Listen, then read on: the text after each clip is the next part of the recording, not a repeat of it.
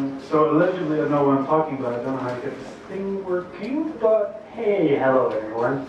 My name is Joshua, and I'll be talking about strings today. I do a bunch of stuff with interfaces, which is UI APIs, do a bunch of stuff with Unix, actually re-implemented Docker today. I do a bunch of Node, and I am a consultant. So yeah, streams. Maybe some of you are familiar with that, maybe not. I wasn't until like 2 months ago, on which I was like, hey, I want to learn more about Node Core. I heard streams were cool, I've used them in some places. Didn't really understand them. So I basically started all the modules from this guy called Macintosh, who is brilliant. I wrote an article on how to use streams because that's how I work. I write things and I learn things. Then I wrote a bunch of streams modules. I included streams in like trainings I did, and now I'm giving talks on streams. Okay, so today we'll be doing streams in about 20 minutes. I'll be explaining why streams are useful, how they work, sort of, mostly. Some modules, some cool things. So hopefully you're all like very excited for that. Asking for stuff?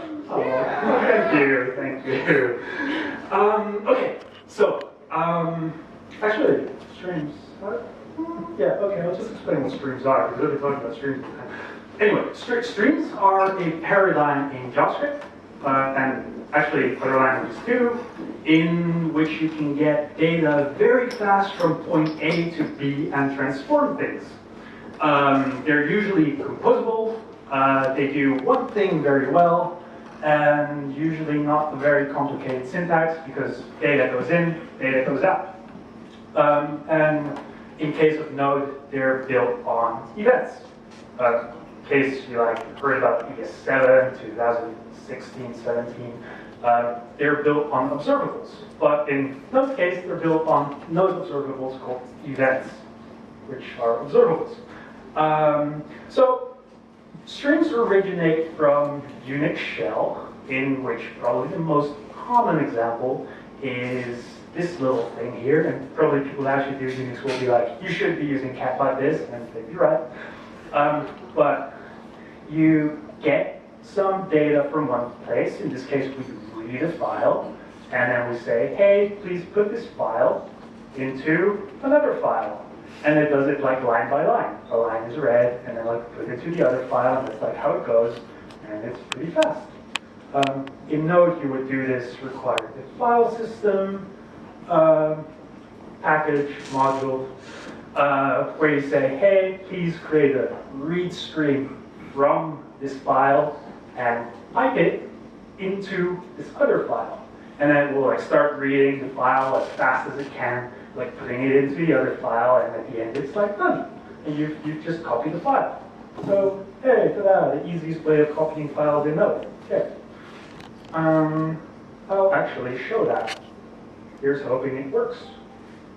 So we will execute this little demo. I believe this was the syntax on Node, this file. Then we should, sorry, I'm doing a little bit of editing here, a little bit of tmuxing.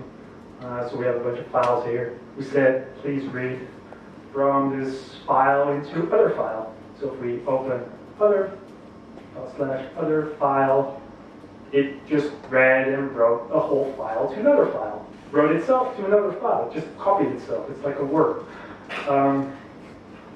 Okay. There. Hey, that was the first demo. Copy the file. Hey. Okay. So in Node, there are almost four kinds of strings.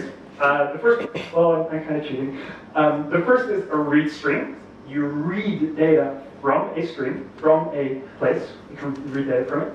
The second one is a write stream, so you write data to the thing. Third type is duplex stream, which can either be a read or a write stream, depending on how you use it. And the last one is a transform stream, which usually you have a read stream on the front, then you pipe it through a transform stream, data into it, and then you read data out of it. So it goes through it, does something interesting, and then like data pops out on the other side, usually into a write stream. So say you have no, actually I'm not going to do that.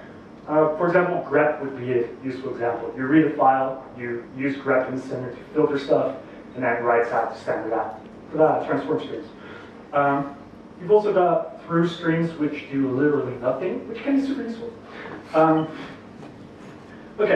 In streams you have two modes, which is like good to know. You've got the default mode, which takes buffer data.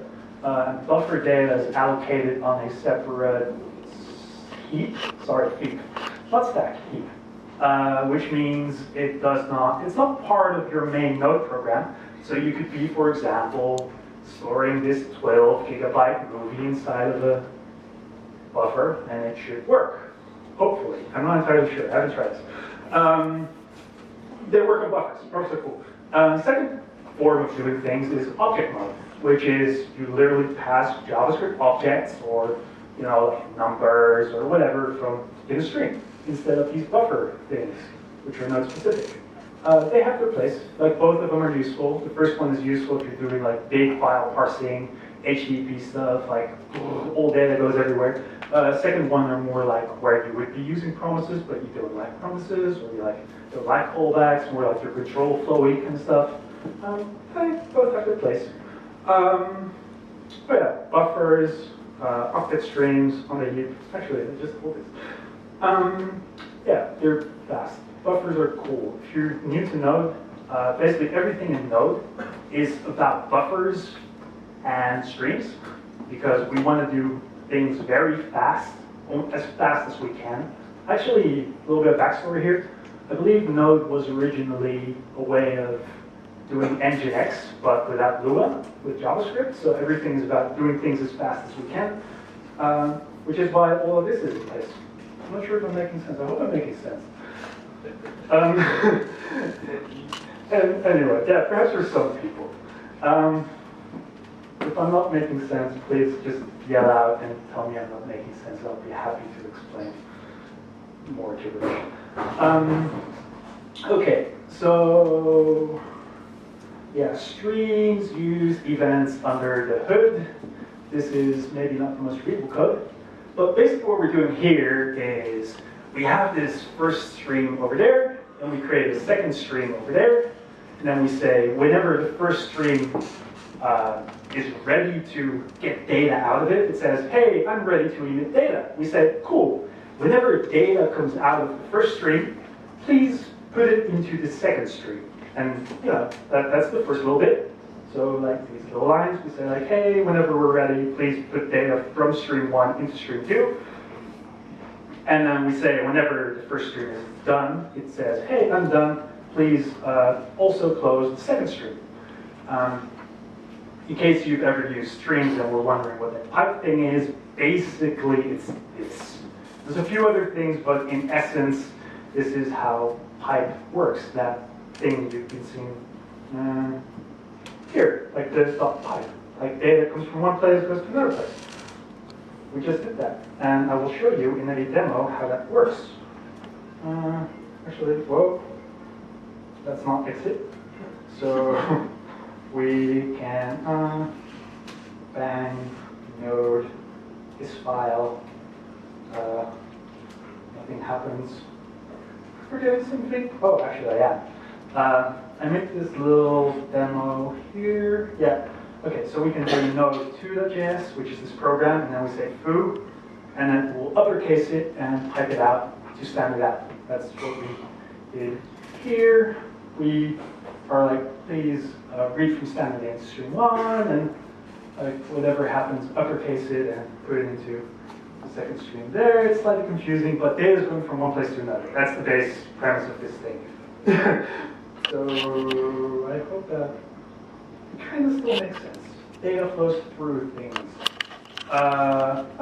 Here's another example I made, which was the grep thing I was talking about. So filtering data. Basically in shell you would have this, which is you read a file, then you pass it through grep, and every line should contain that pattern foo, and if it contains that pattern foo, literally says foo, it will output that line, and else it will not output that line. It's a filter. In Node, you would create a string for that. So we read a file, that's a read string, and we have a ref string, which has a regex in this case, just like ref. And then we say, please pipe it into a write string, and then that's exactly what we do. Read string, transform string, write string, like tick, tick, tick, goes through that. And this is how you would implement grep, which is what I'm going to show you. Hey, hopefully this will. I'm not going to do it from Vim again. So in this case, our third demo, 3.js. So we say world. Oh, wait, it's not the pattern we're matching. In this case, we're pattern matching foo. So if we now say foo, then hey, that did match. It's now uppercase. And we say, hello, Sid. Nah, that's not foo. Hello, foo. Hello, foo. Hey, that did contain foo.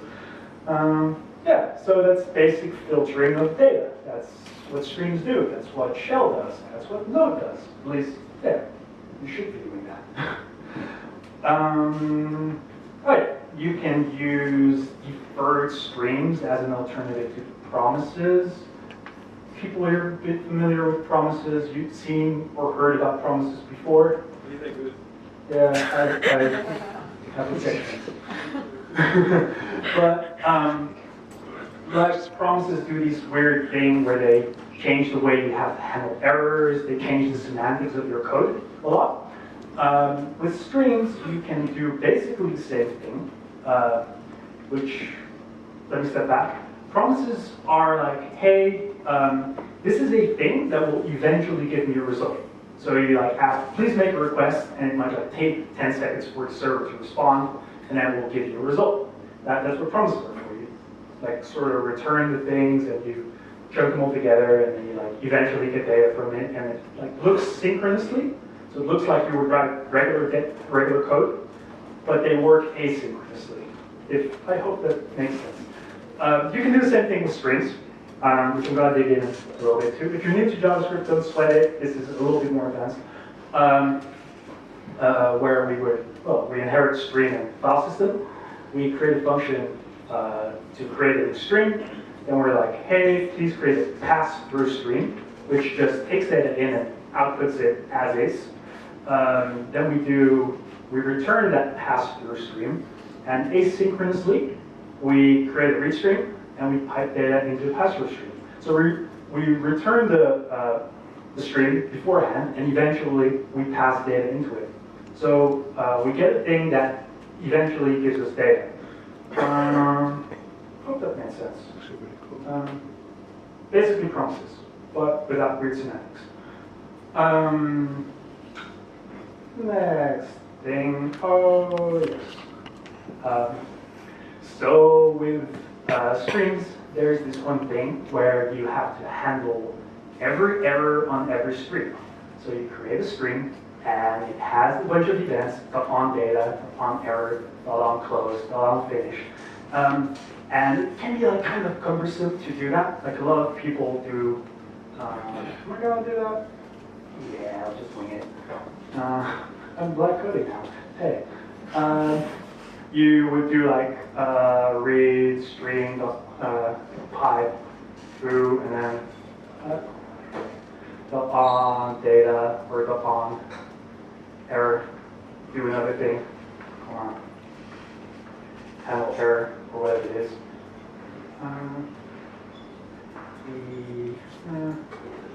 Something like that, and then you would like duplicate this, and you would like handle all the errors between every pipe, and like it wouldn't look very nice.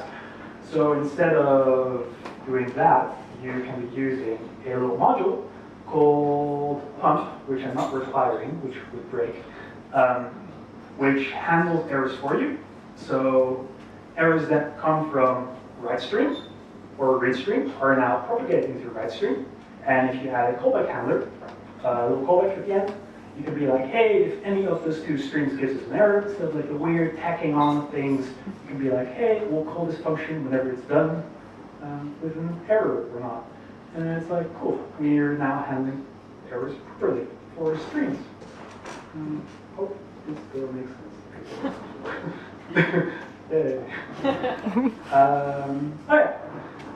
You probably all know like HTTP servers in Node are all the rage. They're basically why Node was built, like file system and networking. You can do HTTP servers pretty easily in Node. Just require HTTP and you get networking.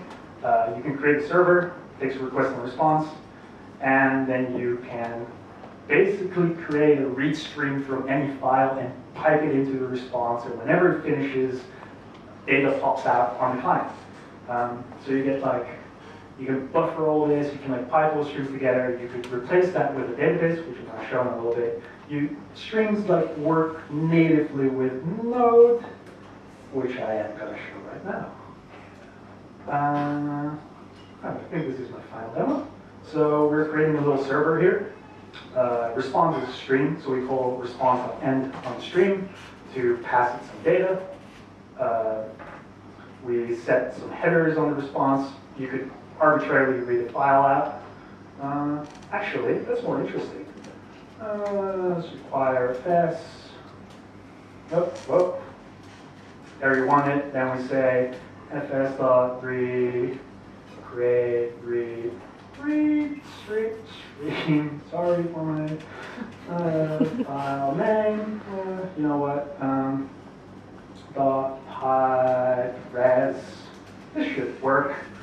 Node4.js. Now we have a server, which is now listening. Doesn't tell us that we haven't like told it. So it's listening on port 8080, localhost 8080, and ta-da! It just output itself because file name is like the actual file. But you know, if we want to make it output something else, then we could make it do that. So like you can see here, we just, you know, we curl the thing, we call the thing, and it like responds with itself. Using streams. Yeah, streams. Hey, that was fast. Yes, it was. So yeah, you can also hook databases to it. LevelDB. LevelDB is the best. It creates a tiny little database within the process to which you can like store files like you would with Mongo, except this one's tinier and faster. Like the syntax to do it is literally require a level. It's not part of Node. This is a package externally. And you say like, hey, please create a database on /temp/demo. Be careful because /temp gets deleted every time you restart your system, so you might want to put it in another place. But for now, it's fine. And then we basically do the same thing. We read the full database and throw it into a response. Hey, databases. You can like do a nice little query on what it should respond. Is this the right user with the right permissions? Should we maybe like do other stuff? No, like proper routing, whatever. But in essence, this is how you read databases over the network. This is basically Rails. Yeah. Okay. One other demo I've got here. It's not a demo. I'm just going to show this like in code. Is how you would do templates on the server without using Jade or some other thing. You require hyperstream, which is a HTML editing module. You would like read a file, like again the same pattern for creating a server. You would read a file, then you put it into this transform stream, which is a hyperstream. Basically, we say on body, on the body tag, please append hello world, and then that would work. FS create read stream. No, I can't do this one. Actually, maybe I can. Hey, nah, I will not. This will fail. I'm not gonna like that. But yeah, this would like allow you to mutate things. If you were like, hey, I want to dynamically add a tag for my browser-fied bundle or my CSS or like the weird things with React, cool. You can now do that. You can now create templates on the server in, I'm not sure how many lines is this, but it's not a lot. You can also do torrents. Hey, you probably all know about popcorn time. This is the essence of popcorn time in a few lines. So I'm going to walk you through it. it's a cute little module called torrent stream, which allows you to create a stream from the torrent, in this case, a magnet link. So you say, like, hey, magnet, this particular link, and then it says, okay, cool, hold on a second. When I'm ready, I will give you a bunch of files. So it's like, hey, here's engine.files, which is an array. So we iterate over the array for each file in files.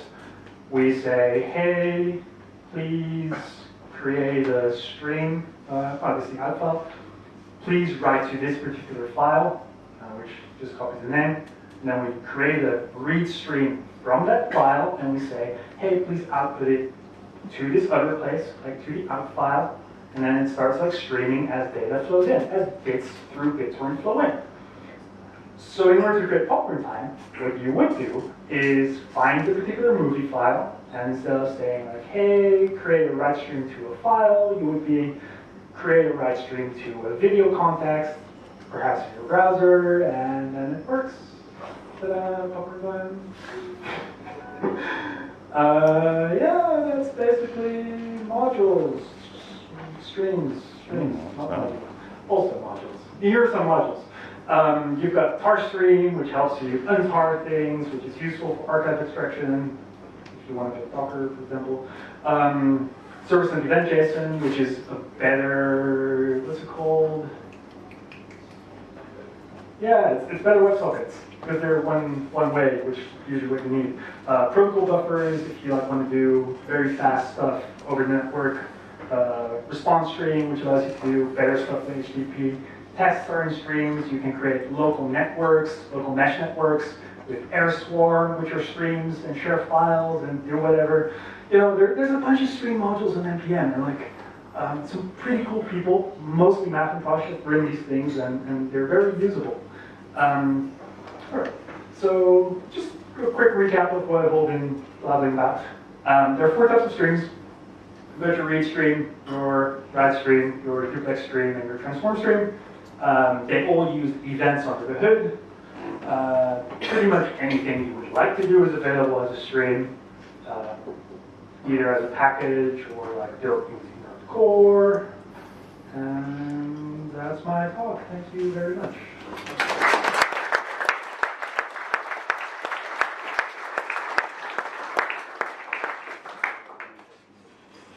Do we have any questions for Yosh before we continue? No, everyone understands streams completely. We're going to go back and rewrite everything. Here we go, but I'm going to the back. Oh, you have thumbs up instead, that's even better. In that case, can we give Yosh a round of applause, please?